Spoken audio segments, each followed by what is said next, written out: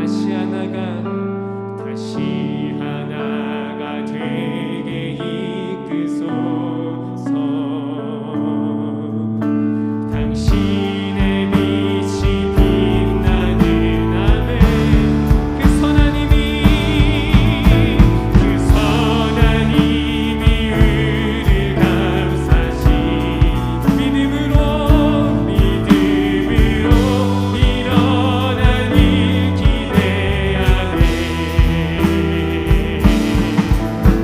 주 언제나 우리와 함께 계셔.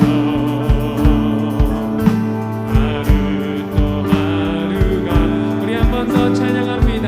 그 선한 님이 오늘 우리를 감싸십니다. 그 선한 님이 우리를 감싸시니 믿음으로 일어날 일 기대하네.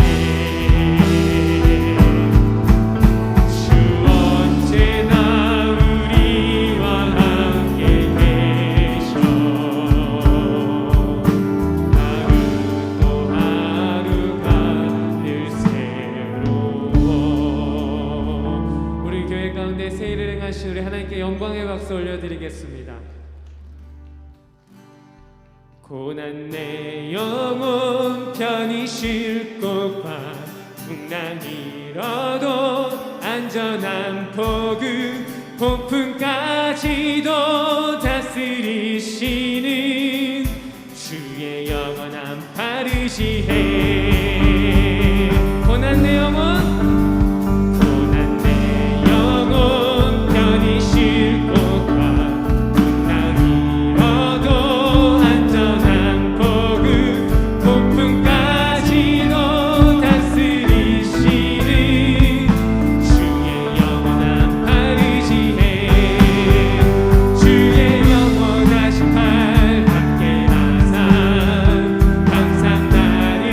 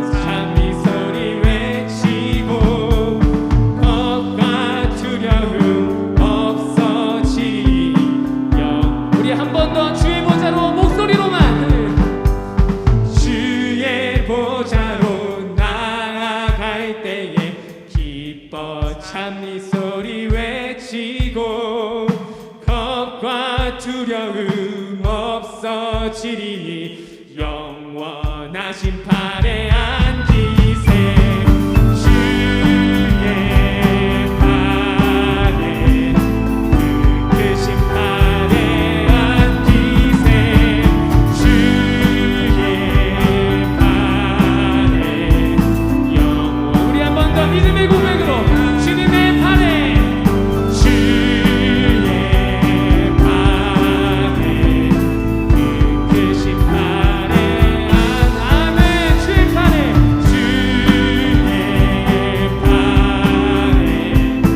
영원하신 팔에 앉으세 아멘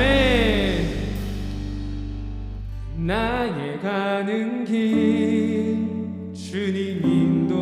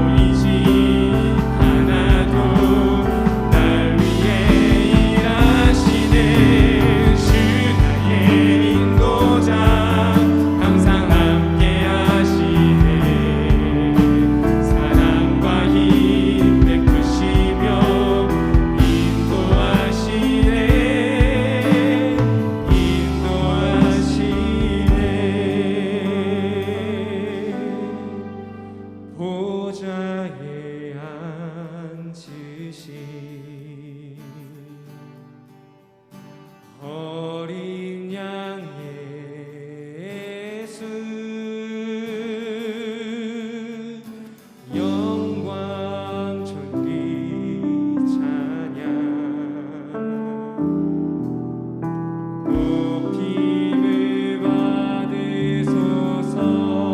거룩 거룩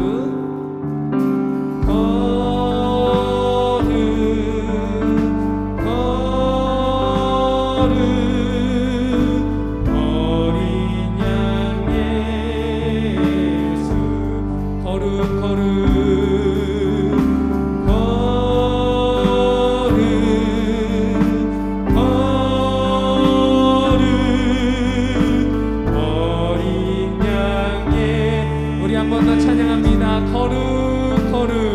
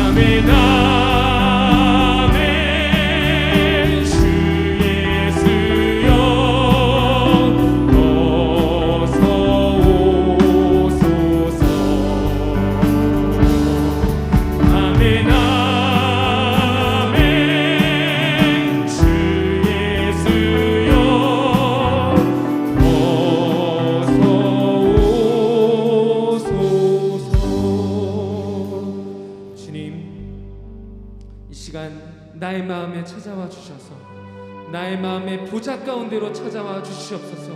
주님, 나에게 주인된 자리를 내어드리고 나는 주님의 종이 되겠습니다. 주님의 자녀가 되겠습니다. 주님, 내가 낮아지는 시간 되게 하여 주시옵소서. 주님, 그럴 때 주님, 나를 고난 내 영혼을 고치시며 나를 풍랑 가운데서도 인도하시며 세상 친구들이 나를 버린다고 할지라도 나를 버리지 않으시는, 나의 믿음이 연약해지는 순간에도 나를 일으켜 세워주시는 그 주님 얼굴 만나 뵈었게 하여 주시옵소서. 우리 이러한 기도 제목을 함께 기도하며 나아가도록 하겠습니다. 기도하겠습니다. 주님, 이 시간 우리 마음 가운데 와주셔서 주님, 우리 마음 가운데 주님의 생명을 해주시옵소서. 주님, 이 시간 우리가 보좌로 나아갑니다. 주님, 우리가 보좌를 내려놓고 나의 주인된 자리를 내려놓고 이 시간 그 자리에 주님을 세워드립니다. 주님, 내 마음의 보좌 가운데 와주시옵소서. 아멘 아멘. 주 예수여 어서 오시옵소서. 그럴 때 나의 풍랑 가운데서 인도하시며 폭풍을 잠잠하게 하시는 주님을 바라보게 하여 주시옵소서. 그 주님을 신뢰하게 하여 주시옵소서. 주님의 영원한 판을 의지하는 주님의 자녀 되게 하여 주시옵소서. 주여, 2011년 주님의 은혜로 살아왔으니 다가오는 2020년도 주님의 은혜로 살아가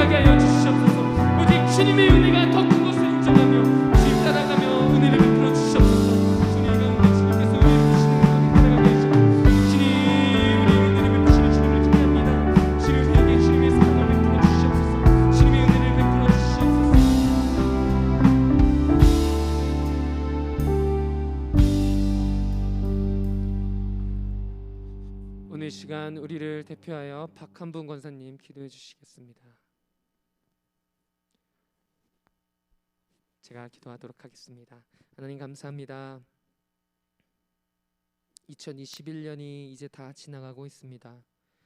우리가 우리의 삶을 되돌아보면 주님 앞에 부끄러운 모습뿐이고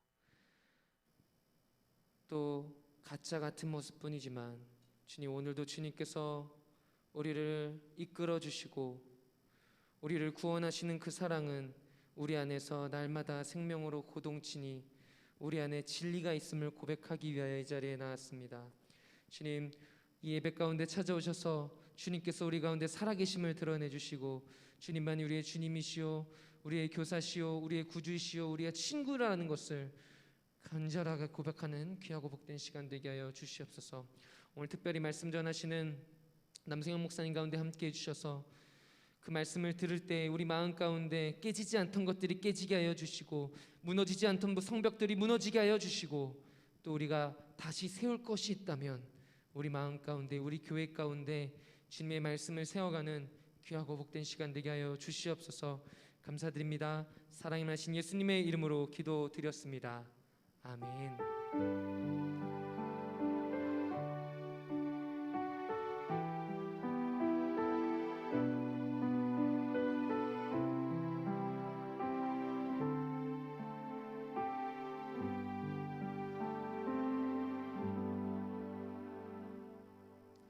오늘 우리 함께 보실 하나님의 말씀은 레위기 1장 1절부터 9절의 말씀입니다. 레위기 1장 1절부터 9절의 말씀입니다. 레위기 1장 1절부터 9절의 말씀입니다. 제가 봉독하도록 하겠습니다. 야곱과 함께 각각 자기 가족을 데리고 애굽에 이른 이스라엘 아들들의 이름은 이러하니 르우벤과 시므온과 레위와 유다와 이사갈과 스불론과 벤야민과 단과 납달리와 갓과 아세리오. 야곱의 허리에서 나온 사람이 모두 70이요 요셉은 애굽에 있었더라. 요셉과 그의 모든 형제와 그 시대의 사람은 다 죽었고 이스라엘 자손은 생육하고 불어나 번성하고 매우 강하여 온 땅에 가득하게 되었더라. 요셉을 알지 못하는 새 왕이 일어나 애굽을 다스리더니 그가 그 백성에게 이르되 이 백성 이스라엘 자손이 우리보다 많고 강하도다. 아멘. 오늘 이 시간 거룩한 시민학교 교과서라는 제목으로 남성현 목사님께서 말씀 전해주실 때 많은 은혜 받으시기를 바랍니다. 할렐루야. 우리 레위기 1장 1절에서 9절 다시 읽어보겠습니다. 제가 읽겠습니다. 여호와께서 회막에서 모세를 부르시고 그에게 말씀하여 이르시되 이스라엘 자손에게 말하여 이르라. 너희 중에 누구든지 여호와께 예물을 드리려거든 가축 중에서 소나 양으로 예물을 드릴지니라. 그 예물이 소의 번제이면 흠 없는 수컷으로 회막문에서 여호와 앞에 기쁘게 받으시도록 드릴지니라. 그는 번제물의 머리에 안수할지니 그를 위하여 기쁘게 받으심이 되어 그를 위하여 속죄가 될 것이라.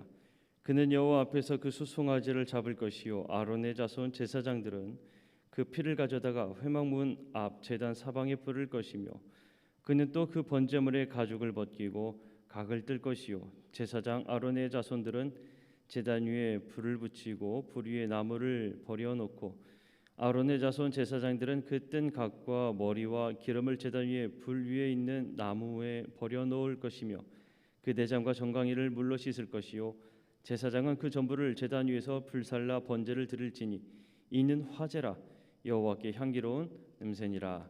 아멘. 우리 잠시 기도하겠습니다. 사랑이 많으신 아버지 하나님 감사합니다. 오늘도 주의 말씀을 사모하여 더 잘 배우고 더 잘 믿기 위해서 더 잘 하나님의 백성으로 살기 위해서 이 자리에 함께 모였습니다. 하나님, 이 시간 주님께서 귀한 은혜를 베풀어 주시옵소서. 피곤한 육신을 이끌고 나왔사오니 저들에게 은혜를 베푸시어 피곤치 아니하도록 주님께서 힘과 능력을 공급하여 주시고 이 시간에 귀한 하나님의 말씀 잘 배우고 들어갈 수 있도록 은혜 베풀어 주옵소서.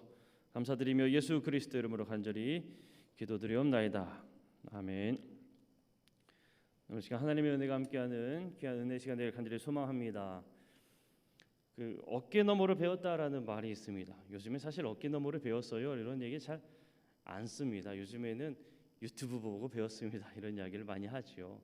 예전에는 어깨 너머로 배웠습니다라는 이야기를 좀 많이 했습니다. 남들이 하지 않을 것 같은, 예를 들면 이런 거죠. 요리를 막 하다 보면 누군가 물어봐요. 아, 이런 요리 대체 어디서 배웠어요? 하면 그럴 때 쓰죠. 뭐 그냥 어깨 너머로 배웠습니다. 뭐 이렇게 이야기를 합니다. 뭐 요즘에는 아까 전에 말씀드렸듯이 유튜브 보고 배웠습니다. 뭐 이렇게 얘기를 하지만 예전에는 그냥 계속 어깨 너머로 배웠어요. 이런 이야기를 많이 썼어요.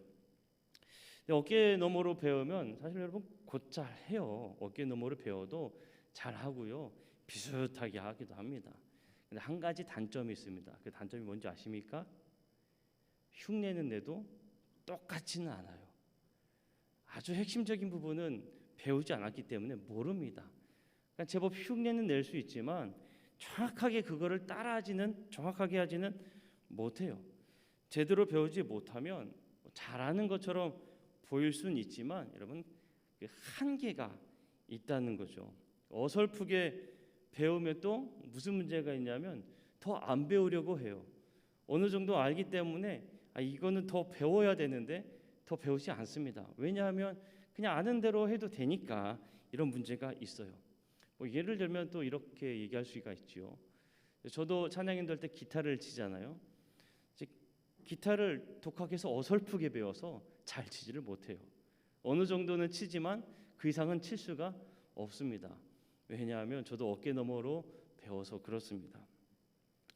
배움에는 정도가 있고요. 편법이 있습니다. 정도는 정식 절차를 따라서 배우는 것을 정도라고 말할 수가 있어요. 편법은 뭘까요?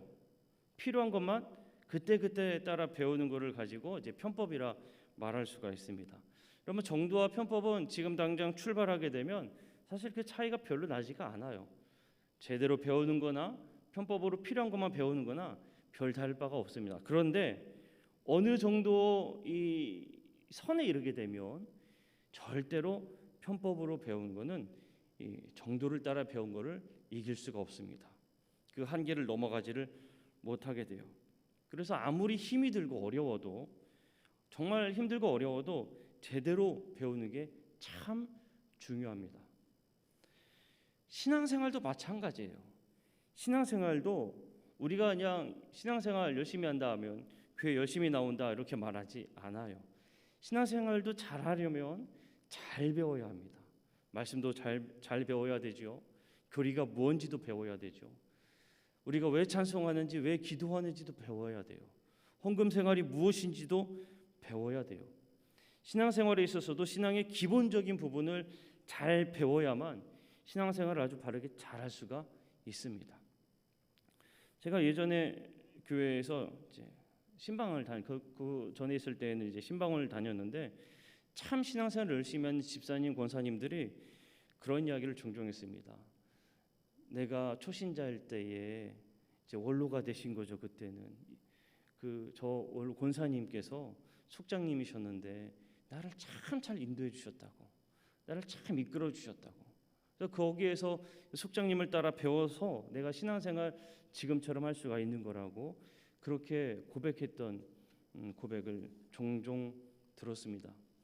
신앙생활도 마찬가지예요. 어깨 너머로 배우는 거하고 조금 힘들지만 정말 잘 열심히 배우는 거하고는 너무나 다릅니다. 자, 오늘 우리가 함께 볼 말씀은 레위기예요. 레위기는 이제 하나님께 나아감에 있어서 어떻게 제사 드려야 하는지 그 방법이 집중되어서 이제 기록되어 있습니다. 그러다 보니까 이 레위기는 레위 지파, 그러니까 제사장들이 봐야 할 책으로 착각을 많이 하지만 이 제사장들만 읽어야 하는 제사법 참고서가 레위기다라고 말하면 안 됩니다. 하나님께서는 이 레위기에 나오는 여러 제사를 통해서 하나님과 그리고 인간과의 관계를 회복할 수 있는 방법, 다시 이야기해서 인간들이 범죄했을 때 하나님께 용서받는 길을 알려주신 책이 레위기입니다. 그리고 사람들이 이 세상에서 하나님을 잘 섬기고 건강하게 살아갈 수 있도록 여러 가지 방법들을 자세하게 설명해 주는 것이 바로 이 레위기예요. 어떻게 보면 이 레위기는 하나님 나라의 시민으로서 그 어떻게 살아야 할지 잘 알려주는 시민학교 교과서이다라고 말할 수 있다는 거죠. 여러분 군에 입대하게 되면 군대 입대하자마자 바로 자대로 배치를 받지 않습니다. 어떤 기간을 거치는가 하면 훈련 기간을 거쳐요. 제가 군 생활에 있을 때는 6주 훈련을 받았는데 6주 동안 어떤 훈련을 받느냐면 사회생활의 색깔을 물을 다 빼는 거예요. 그리고 어떤 사람으로 변화시키는 겁니까? 한 사람의 군인으로 변화시키는 거예요. 그게 훈련 기간이거든요. 자, 마찬가지입니다. 이스라엘 백성들은 출애굽 이후에 지금 막 어떤 삶에서 벗어났는가 하면 노예 생활에서 벗어났습니다. 노예 생활에서 출애굽하면서 막 노예 생활에서 벗어났어요. 그러니까 이 노예 생활했던 이스라엘 백성들이 하나님의 백성으로서 잘 설 수 있는 교육의 기간이 필요했던 겁니다. 시내산에서의 1년은 노예 생활에서 이제 막 해방된 이스라엘 백성을 더 이상 이제 노예가 아니라 책임 있는 하나님 나라의 백성, 하나님께서 선택하신 이 백성으로 만들기 위한 교육의 기간이었습니다.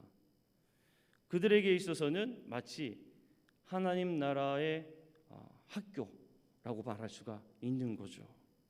학교의 중요한 특징 중에 하나 뭡니까? 교육의 내용이 있잖아요.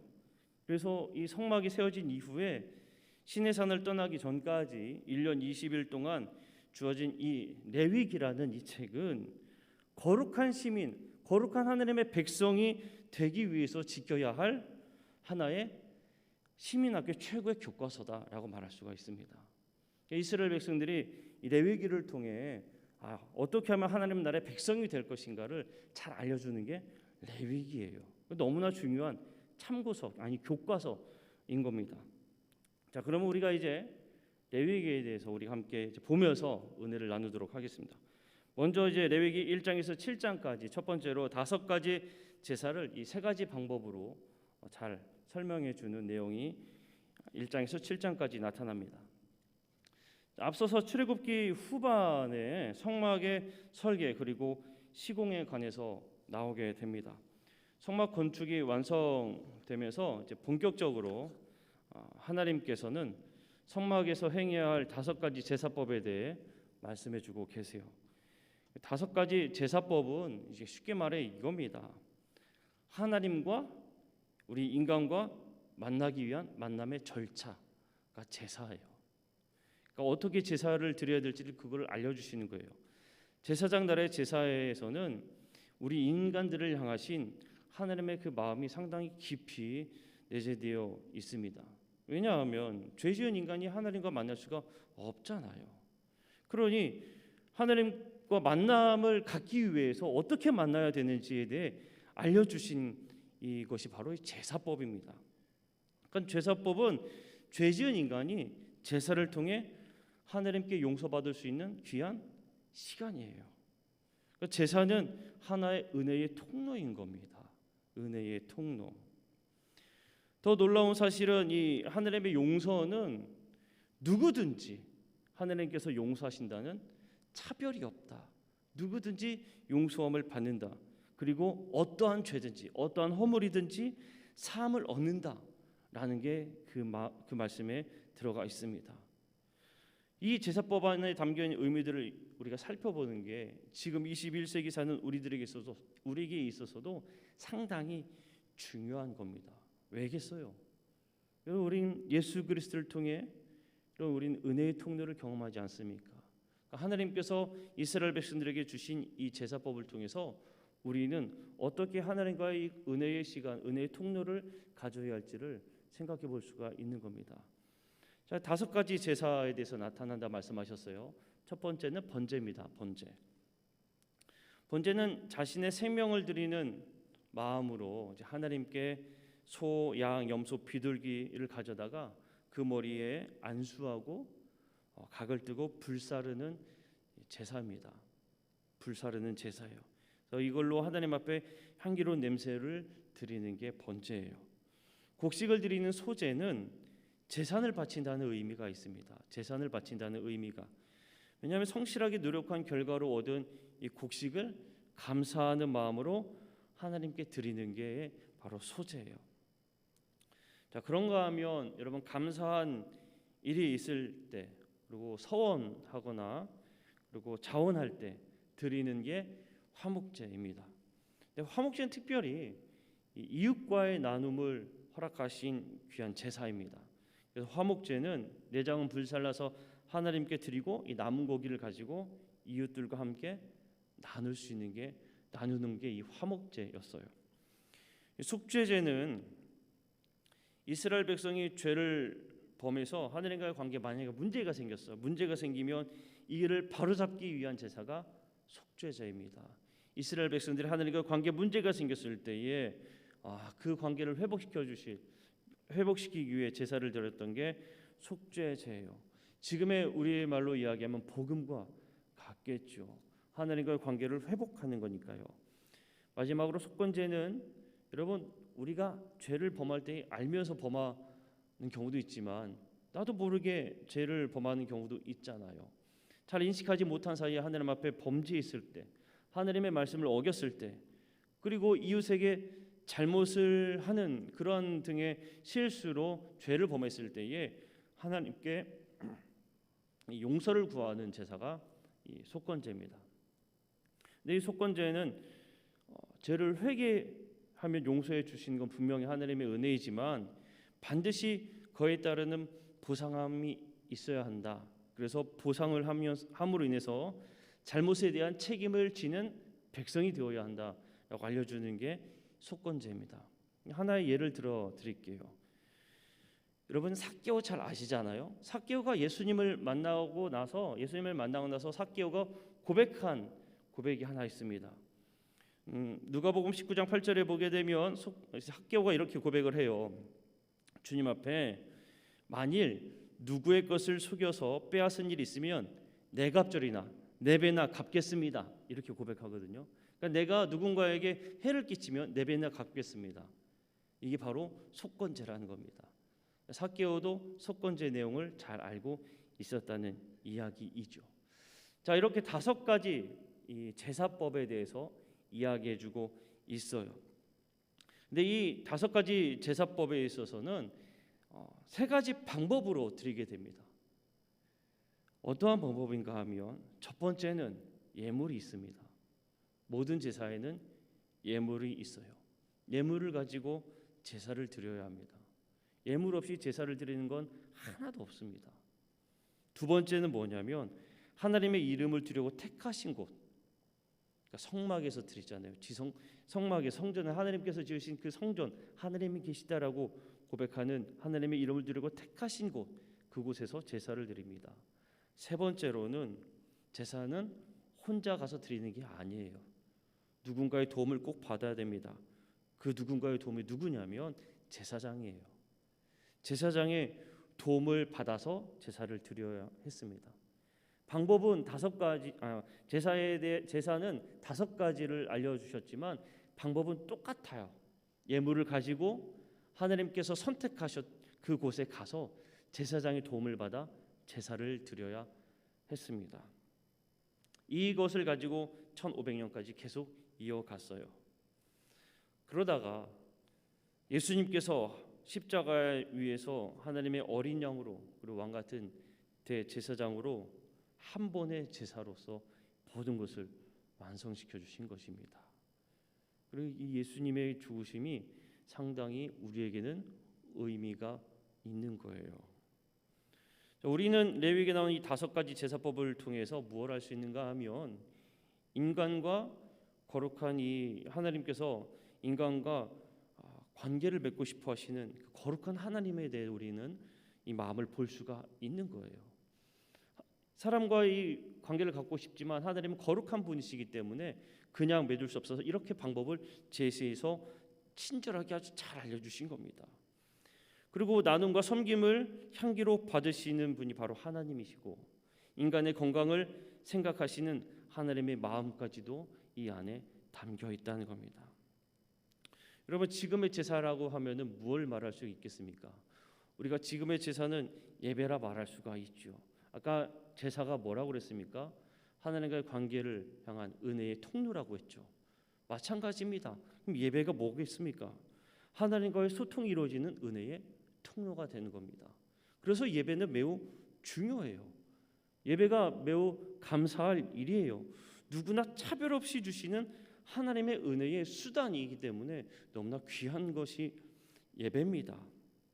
예배를 우리는 늘 감사하고 예배를 깊이 생각할 수 있어야 합니다. 누구나 다 차별 없이 하나님과 만날 수 있는 은혜의 통로이기 때문에 너무나 귀하다는 겁니다. 자, 레위기 8장에서 9장까지 제사장 위임식과 첫 제사에 대해서 이제 나타납니다. 제사를 책임질 제사장으로 아론과 그의 아들들이 새로운 지도자로 세워지게 돼요. 군대 가게 되면 5분 대기조라는 게 있습니다. 5분 대기조. 5분 대기조가 뭐냐면 상황이 발생 딱 하잖아요. 그러면은 이 모든 준비를 다 마치고 이 위병소 나가는 것까지 5분 안에 나가야 돼요. 5분 안에 무장 다 하고 점검 다 하고 차를 타고 딱 위병소 나가는 데까지 5분 안에. 그러니까 늘 5분 대기조는 어떻게 생활하는가 하면 늘 군화 신고요, 전투화를 신고 군복을 입고 생활할 때 만약에 샤워를 하다가 5분 대기 하면은 어떻게 해야 될까요? 거품 막 있어도 그냥 막 뛰어가야 돼요. 잠깐만 기다려서 이게 통하지 않는 게 5분 대기예요. 마찬가지로 항상 대기했던 사람들이 제사장입니다. 제사장은 늘 이 성막에서 항상 대기하고 있었어요. 누가 언제 제사하러 올지 모르잖아요. 그러니까 항상 성막에서 대기하면서 이 제사에 대한 막중한 임무들을 수행해야 했습니다. 그러니까 이 제사장으로 세워진 거에 대해서는 막중한 임무가 그만큼 있다는 겁니다. 그리고 이스라엘은 이 아론과 그 아론의 자손들 제사장으로 세워지면서 그들을 따르기로 약속을 해요. 자, 하나님과 백성들 사이에 중재자로서 제사장으로 세움받은 이 아론이 처음으로 제사를 드립니다. 모세를 비롯해서 모든 이스라엘 백성이 손에 땀을 쥐며 아론을 지켜보았어요. 여러분, 아론이 제사를 드린 거예요. 모세는 위대한 지도자였지만 제사장이 아니었습니다. 아론이 제사를 드려요. 첫 제사를 집례하고 나왔을 때에 하나님의 그 불이 제단 위에 번제물과 기름을 다 살랐을 때에 이스라엘 백성들은 상당히 감격스러웠죠. 하나님의 불이 임했다는 거에 얼마나 감격스러웠는지 모릅니다. 그리고 그 제사를 기쁘게 받아주셨다는 것에 대해서 참으로 그들은 소리 지르며 그 앞에 엎드려요. 처음 제사가 아주 성공적으로 드려지는 순간이었습니다. 자, 레위기 9장을 기반으로 해서 제사장 나라의 첫 번째 대제사장이 아론이라고 한다면 마지막 대제사장은 누구일까요? 예수님이시죠.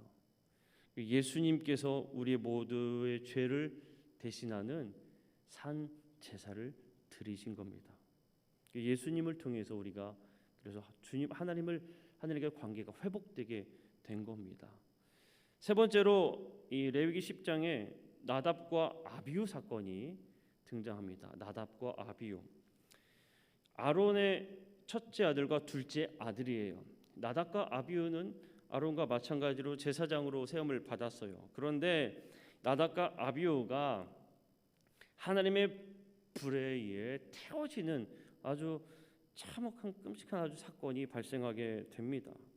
정확하게 어떤 이유라고 말하지 않지만 이 말씀들을 쭉 읽어보면 알 수가 있어요. 나답과 아비후가 포도주를 지나치게 마셨습니다. 그리고 하나님께서 분명하게 구분지어서 어떠한 불을 하나님 앞에 드려야 되는지 자세하게 이야기해 줬는데 나답과 아비후가 지정된 불이 아니라 다른 불을 들고 성소에 나아간 거예요. 포도주를 거하게 마시고 하나님께서 말씀하신 대로 행하지 않은 겁니다. 이 사건은 제사장들에게 있어서 주어진 이 사명이 얼마나 큰 책임을 동반하는가에 대해서 알려주는 말씀입니다. 그냥 하나님께서 알려주신 것 비슷한 걸로 하면 되겠지가 아니라 정확하게 하나님이 알려주신 그 말씀을 따라 움직여야 되는 사람들이 제사장이다라는 것을 우리에게 말해주고 있습니다. 마찬가지로 우리가 신앙생활에 있어서도 우리가 나답과 아비후의 사건을 기억한다면 대충 그냥 뭐 비슷하게 신앙생활하면 되겠지, 이걸 하나님께서 원하지 않으세요. 하나님께서 우리의 마음, 정확한 마음을 원하십니다. 자, 네 번째로 레위기 11장에서 15장에 보게 되면 거룩하고 정결한 삶을 위한 규례들이 이제 많이 나옵니다. 많이 나와요. 하나님께서는 이제 이스라엘 백성들에게 일상생활에서도 아주 안전한 삶을 위해서 규례들을 주시는 겁니다. 상당히 많은 부분들을 말씀하세요. 레위기 11장에서는 음식에 대해서 먹어야 될 거, 먹으면 안 되는 음식, 그리고 12장에 대해서는 산후조리에 대해서, 13장 14장에서는 나병 환자에 대해서, 그리고 15장에서는 생명을 위한 선물로 이렇게 말씀해 주십니다. 상당히 자세하게 꼼꼼하게 하나님께서 가르쳐주고 계세요. 어떻게 보면 아유 참 빡빡하네, 어떻게 이거를 다 따라 사나 이렇게 생각할 수가 있지만 아니에요. 하나님께서 이들에게 이렇게 자세하게 주신 이유는 안전하게 살게 하기 위해서 그렇습니다. 예를 들어서 이래요. 먹어도 되는 음식과 먹으면 안 되는 음식 같은 경우에 이런 그 경우를 보게 되면 지금처럼 여러분 우리가 음식을 먹을 때에 신선하게 이제 먹으려고 아주 좋은 현대 문물이 있잖아요. 냉장고. 냉장고에 두면은 상당히 오랜 시간 동안 음식물을 보관할 수가 있어요. 당시엔 냉장고라는 게 존재하지 않았죠. 더군다나 광야에서 무슨 얼음이라는 것을 보겠습니까?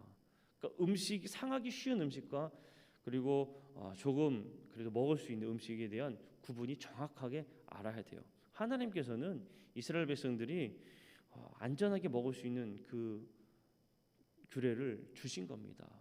안전한 삶을 살 수 있도록 생활에 있어 모든 일상생활에 있어서도 마찬가지로 분명하게 그래서 구분을 지어 주신 거예요. 뿐만 아니라 이 말씀 뭐 굳이 들어야 할 필요가 있느냐라고 생각할 수 있지만 아니에요. 다니엘을 생각해 보면 완전히 다릅니다. 여러분 다니엘이 포로로 잡혔을 때에 다른 사람들처럼 왕의 진미를 먹었다면 이 율례를 이 규례를 지키지 않았다면 다니엘서의 이 다니엘의 그 내용이 기록되지 않았을 겁니다. 그러나 이 다니엘은 늘 주님께 하나님께서 주신 이 정결한 삶을 위한 규례들을 늘 지켜 행했기 때문에 그가 다른 나라의 포로로 잡혀갔을 때에 그들의 목숨이 위험한 순간에도 그 정결한 자들로서의 삶을 지키기 위해 그들은 그 신앙을 지켰던 그 말씀이 나타나잖아요. 그것이 영성으로서 얼마나 우리에게 큰 도전을 주는지 모릅니다. 이렇듯 정결하고 거룩한 삶에 있어서의 이 규례들은 우리가 하나님 백성으로서 어떠한 삶을 살아가야 할지에 대해 하나님께서 우리에게 주시는 말씀이다라고 볼 수가 있습니다. 다섯 번째로 제사장의 이제 자기 반성이 레위기 16장에 나옵니다. 이게 언제냐면 속죄일이에요. 속죄일. 자, 두 아들 나답과 아비후가 명하시지 않은 불로 인해서 죽임을 당하지 않았습니까? 아론의 네 아들 중 두 명이 남았어요. 근데 또 나답과 아비후와 같은 일이 발생하면 안 되잖아요. 그러니까 하나님 앞에 이 제사장이 성소에 들어가기 전에 자신을 위한 속죄제를 먼저 드리도록 하나님께서 명령하셨습니다. 무슨 얘기냐면 제사장이 먼저 자기 반성을 하고 자기를 먼저 돌아보고 그 다음에 그 성소로 들어가도록 하나님께서 조치를 취하신 거예요. 그리고 하나님께서 제사장이 1년에 한 번 지성소에 들어가는 날을 정하셨는데 지금의 날로 얘기하면 매년 7월 1일이에요. 7월 10일 죄송합니다. 7월 10일을 정하시고 이 백성의 죄를 위해서 중보하는 시간을 갖도록 속죄일을 지키게 하셨습니다. 그런데 이 속죄일은 제사장들에게만 해당된 게 아니에요. 무슨 얘기냐면 속죄일은 온 이스라엘 백성들이 자기 자신들을 돌아보는 겁니다. 하나님과의 관계가 온전히 있는가? 내가 하나님 앞에 범죄한 것이 있는가? 그러면서 하나님 앞에 범죄한 것이 있다면 회개해서 깨끗하게 되는 정말 기쁨과 감사의 날이 바로 이 속죄일입니다. 그러니 하나님 관계의 회복에 대한 귀한 날이기 때문에 축제라고 말할 수가 있어요. 그래서 축제 중에 축제는 대속죄일이 되는 겁니다. 자, 레위기 17장에서 22장에는 이제 거룩은 사랑입니다라는 거예요. 레위기 20장에 보게 되면요, 반드시 죽여야 하는 죄의 목록들이 나타납니다. 하나님께서는 반드시 이 죄를 지으면 반드시 죽여라, 그러니까 없애야 된다라고 말씀하고 계세요. 어떻게 보면 왜 이렇게 극단적이게 말씀을 주셨을까라고 생각할 수가 있잖아요. 근데 과일 상자 속에 여러분 썩은 과일 하나 그대로 두면 어떻게 됩니까? 요즘에 귤을 많이 먹잖아요. 귤에 썩은 귤 하나 있으면은 금세 어떻게 됩니까? 그 주변이 다 그대로 두면 그냥 다 썩어가게 되죠. 이스라엘 공동체가 하나님 앞에 온전히 바로 서기 위해서 썩은 과일을 골라내듯이 절대 해서는 안 될 죄악들을 그들에게 처벌하라고 말씀하시는 거예요. 그렇지 않으면 이 이스라엘 백성들이 가나안 땅에 들어갔을 때에 수없이 많은 죄악들이 있는데 그것들을 이들이 분별하지 않고 수용하기 때문에 아주 철저하게 하나님께서는 반드시 걸러야 할 죄들을 명하신 겁니다. 하나 또 예를 들어 드릴 수가 있어요. 뭐냐면 솔로몬의 같은 경우입니다. 솔로몬이 우리가 지혜의 왕으로 알고 있지만 그 말년이 상당히 좋지가 않았어요. 왜냐하면 솔로몬이 이 거대한 강대한 나라를 이루기 위해 이방 이 나라들과의 정략 결혼을 많이 했거든요. 정략 결혼을 하는데 이방 여인이 정략 결혼해서 올 때에 이들의 신앙을 용납하기 시작했어요. 솔로몬이. 그러면 나중엔 결국에는 이 솔로몬이 어떠한 일까지 벌이는가 하면 이방 신의 제사하는 거에 동참하는 것까지 이 죄를 범하게 됩니다. 그로 인해서 북이스라엘과 남유다로 나뉘게 되잖아요. 이렇듯 철저하게 가나안의 풍습에 젖어들지 아니하도록 조치를 취한 게 하나님께서 반드시 제거해야 할 죄다라고 철저하게 선을 그어 주신 겁니다. 여러분, 우리도 마찬가지예요. 어떤 죄악에 있어서 조금 이렇게 용납하는 순간 우리도 모르게 그 죄악이 우리 안에 들어오게 됩니다. 하나님께서는 거룩하니 이스라엘 백성들에게 너희도 거룩해야 된다라고 말씀을 하시거든요. 자, 그럼 거룩이 뭘까라고 합니다. 우리들이 너무나 많이 들어서 알고 있지만 예를 들면 하나님께서 추수할 때 밥 모퉁이를 남겨두어라라는 말씀하세요. 그리고 포도원의 열매를 다 따지 말아라 이렇게 말씀을 하시거든요. 근데 여러분, 이 말씀을 주셨을 때에 이스라엘 백성들이 어디에 있었는지 가만히 생각해 보세요. 이스라엘 백성들이 현재 어디에 있었습니까? 이들은 광야에 있었어요. 광야에서 농사를 짓나요? 아니에요. 이들이 광야에서 농사를 짓지 않았어요. 추수하지 않았어요. 포도원은 나무 열매 하지 않았어요. 그런데 하나님께서 이스라엘 백성들에게 밥 모퉁이에 남겨두도록, 그리고 포도원의 열매도 다 따지 않도록 하나님께서 가르치시고 명령하셨습니다. 여러분, 이 법을 잘 따른 사람이 누구냐면 보아스예요. 보아스. 그래서 훗날 보아스가 어떤 은혜와 복을 받았습니까? 예수님의 족보에 오르게 되잖아요. 농경 문화, 자유 경쟁의 사회 속에서 자신만 아는 삶이 아니라 남을 배려하고 함께 어울려 사는 삶을 하나님께서는 계속 가르쳐 주신 겁니다. 광야에 있는 그 순간부터 너희들이 저 가나안 땅에 들어갔을 때에 가나안 민족들이 생활하는 것처럼 그렇게 살면 안 되고 하나님의 백성으로서 지금부터 하나님의 사랑을 받은 사람이 어떻게 살아가야 하는지, 사랑을 나누며 사는 것에 대해서 가르쳐주고 있는 거예요. 그러니까 한마디로 얘기해서 하나님께서 거룩한 이스라엘 백성 너희들도 거룩해야 된다는 게 뭐냐면 하나님은 사랑이시니까 하나님의 그 사랑을 배워라. 그리고 그 사랑에는 행함이 반드시 따라야 한다. 이게 거룩이라는 겁니다. 레위기에 나타난 거룩은 바로 그거예요.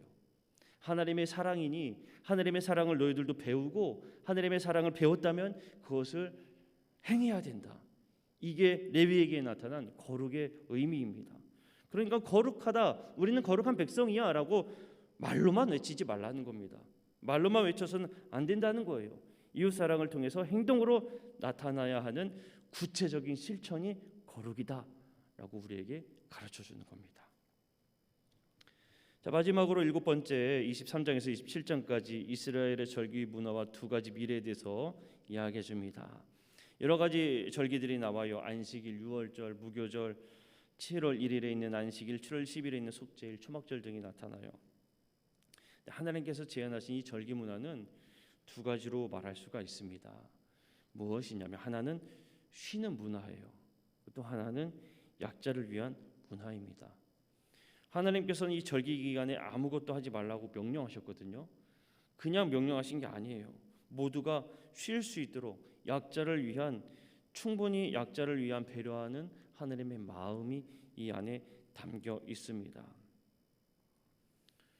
레위기 25장에서 안식년과 희년에 관해서도 설명하고 있어요. 여러분, 쉼과 약한 자를 위한 회복은 말씀해 주신 이유는 너희들도 노예에서 시작했어. 너희들 모두가 다 똑같은 사람이었어. 모두가 다 똑같이 쉴 권리가 있다라고 우리에게 알려주신 겁니다. 언젠가부터 사람들은 경쟁을 하게 됐습니다. 있는 자, 없는 자 구분짓기 시작했죠. 약한 자, 강한 자 구분짓기 시작했습니다. 세상에서 이렇게 구분짓고 있는 자들이 더 많은 걸 누리기 위해서 없는 자들을 부립니다. 이때 당시에도 마찬가지예요. 계속 없는 사람들은 약한 있는 사람들의 것을 채우기 위해 일해야 되잖아요. 하나님께서는 모두가 같은 존재임을 기억하라고, 모두가 다 살 수 있도록, 그리고 모두가 회복할 수 있도록 은혜를 베푸시는 겁니다. 그렇게 쉼이 있는 것이고, 그리고 약자를 위한 문화가 있는 거예요. 레위기 26장 이어서 나오는 말씀은 하나님의 말씀대로 준행하며 살 때와 그렇지 않을 때 일어날 일들에 대해서 말씀하십니다. 두 가지 미래에 대해서 이야기하신 거죠. 자, 하나님께서 주시는 말씀을 따라 잘 선택한다면 하나님께서는 복을 주시겠고, 그 말씀을 따르지 않는다면 너희들이 저주가 있을 것이다라고 말씀하시는 겁니다. 하나님의 제사장 나라, 거룩한 시민들로 하나님의 말씀을 잘 체결한다면 두 가지 복을 주겠는데, 하나는 너희가 강한 나라가 될 것이다. 그리고 너희가 부유한 나라가 될 것이다. 하나님께서는 약속하셨어요. 반대로 하나님의 말씀을 행하지 않는다면 너희들에게 세 단계의 처벌이 있을 것인데, 흉년이 있을 것이고 수탈이 있을 것이고 포로로 잡혀갈 것이다 라고 말씀하신 겁니다. 선택은 누구의 몫입니까? 이스라엘 백성들의 몫인 거예요. 여러분, 하나님께서는 우리에게 선택하도록 자유를 주신 겁니다. 하나님의 말씀을 따라 순종하며 살 것이냐, 아니면 하나님 말씀대로 살아가지 않을 것이냐, 하나님께서 우리에게 선택의 자유를 주셨어요. 자, 레위기는 이스라엘 백성들이 하나님 나라의 백성으로 어떻게 살아가야 할지 가르쳐주는 책입니다. 하나님과의 관계를 어떻게 해야 가까이 할 수 있는지, 사랑과의 관계를 어떻게 해야 하는지, 하나님의 통치를 받은 백성으로서 사랑과 나눔으로 살아야 한다는 이런 내용들을 가르쳐주는 교과서가 레위기입니다. 그 안에는 분명히 하나님의 사랑이 묻어 있습니다. 이스라엘 백성들을 사랑하시기 때문에 그들을 바르게 가르쳐주고 싶은, 그들을 바르게 인도하고 싶은 하나님의 마음이 이 레위기에 담겨 있습니다. 사랑하는 성도 여러분, 하나님의 말씀은 우리를 사랑하시기 때문에 주시는 말씀입니다. 우리를 사랑해 주셔서 주시는 거예요. 그 말씀에서 벗어나면 살아갈 수 없다고, 그 말씀에서 벗어나면 그거는 멸망의 길이라고 알려주시는 게 하나님의 그 사랑의 말씀입니다. 우리가 살기를 원하시는 사랑의 메시지가 하나님의 말씀이에요. 여러분, 지금 대제사장 되신 예수 그리스도를 통해서 우리가 얼마나 쉽게 간편하게 하나님과 가까이 할 수가 있습니까? 하나님께서 우리에게 귀한 은혜의 통로를 주셨잖아요.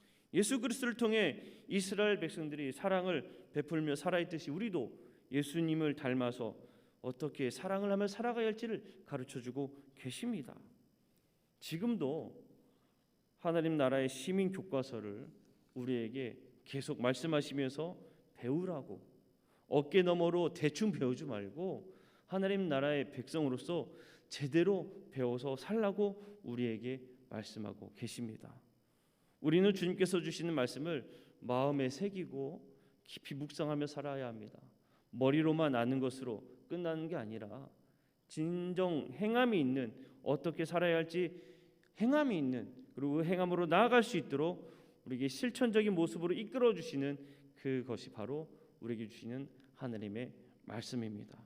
그 말씀에 우리 늘 순종하며 살아갈 때에 이스라엘 백성들에게 예비하셨던 그 복이 우리에게 임한 줄로 믿습니다. 우리의 거룩한 시민학교 교과서인 말씀을 늘 가까이 함으로 인해서 주님 주시는 복을 누리며 살기를 간절히 소망합니다. 기도하겠습니다. 사랑의 하나님, 오늘 이 시간 레위기를 통해 하나님의 백성으로 어떻게 살아야 할지, 어떠한 사랑의 삶을 살아야 할지를 깨닫게 하시니 참으로 감사를 드립니다. 지금도 우리에게 주시는 그 말씀을 따라 하나님의 자녀로 바로 설 수 있도록 은혜 베풀어 주시옵소서. 하나님의 말씀을 어깨 너머로 배우는 것이 아니라 그 말씀 하나하나 잘 새겨서 우리가 그 말씀을 잘 따르며 살아갈 수 있는 지혜를 허락하여 주시고, 우리가 주의 말씀을 다 순종하여 살아갈 때에 이스라엘 백성들에게 약속하셨던 그 약속의 은혜를 누리며 살게 하여 주옵소서. 감사드리며 우리 구주 예수 그리스도 이름으로 간절히 기도하옵나이다. 아멘. 할렐루야. 거룩한 하나님의 나라 백성으로 하나님 앞에 예배하며 또 하나님의 뜻을 따라 삶을 살아가는, 예배의 삶을 살아가는 우리 성도들 되길 바랍니다. 한 해의 마지막의 자리에서 이제 오늘 지나고 내일 모레 금요 기도회는 8시 반 기도회가 아니고 11시 반에 우리 송구 연신 예배로 모입니다. 그래서 11시 반에 우리 송구 연신 예배로 모이니까 조금 일찍 오셔서 기도하시고 한 해를 마무리하고 새해를 한 해의 끝에서 새해를 시작하는 귀한 은혜의 예배의 자리에 함께 하시고, 또 이제 돌아오는 주일은 새해 첫 주일을 맞이하게 됩니다. 하나님 앞에 마음의 소원을 가지고 우리 송구영신 예배에 새해 소원 예물 드리면서 기도의 제목들 적으시고 한 해를 시작하면서 하나님 앞에 마음의 소원을 담아서 주님의 은혜와 주님의 임재 가운데에서 새 삶을 시작하는 우리 성도들 되기를 바랍니다. 나머지 광고들은 다 주일에 광고된 거니까 그렇게 기억하시고, 또 우리 주일 예배 후에 1시 10분에 우리 구역회가 있는데 우리 권사님들, 구역회 회원들은 구역회에 꼭 참석해 주시고, 그리고 참석을 하기 어려우신 분은 위임장을 적어 주셔서 회의에 협력하도록 그렇게 해 주시기를 바랍니다. 우리 함께 주님께서 가르쳐 주신 기도 드립니다. 하늘에 계신 우리 아버지, 아버지의 이름을 거룩하게 하시며 아버지의 나라가 오게 하시며 아버지의 뜻이 하늘에서와 같이 땅에서도 이루어지게 하소서. 오늘 우리에게 일월 양식을 주시고 우리가 우리에게 잘못한 사람을 용서하여 준 것 같이 우리 죄를 용서하여 주시고 우리를 시험에 빠지지 않게 하시고 악에서 구하소서. 나라와 권능과 영광이 영원히 아버지의 것입니다. 아멘. 우리 두 손 들고 합심하여서 기도합니다. 오 사랑의 주님, 은혜의 주님, 생명의 주님, 이 밤에도 주의 은혜로 주의 성령으로 은혜 감동하시고 충만케 하시고 하나님의 말씀, 레위기 말씀 붙잡고 하나님 앞에 진정한 예배자로서 하나님의 사랑을 알고 예배의 삶, 주의 사랑을 실천하는 삶 살아가는 성도들이 되게 하여 주옵소서. 이 밤에도 주의 은혜로 충만케 하여 주시고 주님의 능력의 손으로 붙들어 주옵소서. 여호와는 내게 복을 주시며 너를 지키시기 원하노라. 여호와는 그 얼굴을 내게 비추사 은혜 베푸시기 원하노라. 여호와는 그 얼굴을 너를 향하여 드사 평강 주시기를 원하니.